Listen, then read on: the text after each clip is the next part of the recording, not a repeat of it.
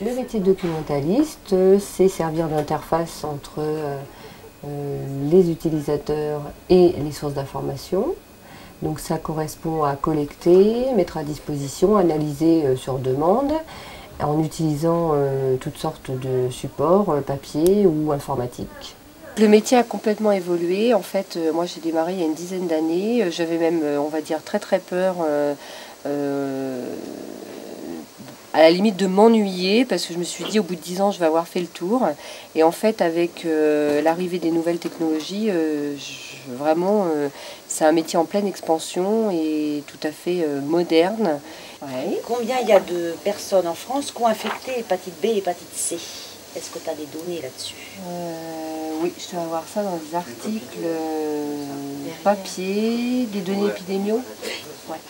Pour devenir documentaliste, j'ai suivi une double formation, une formation d'anglais, parce que je me destinais à être professeur d'anglais, et puis une formation spécialisée en documentation, un DUT. J'ai commencé par faire un petit peu d'intérim, et ensuite ce qui m'a mené à trouver en fait un CDI dans un laboratoire pharmaceutique. J'y suis restée une dizaine d'années, et là j'ai changé l'an dernier pour retravailler dans l'industrie pharmaceutique, parce qu'en fait c'est un domaine qui m'intéresse particulièrement.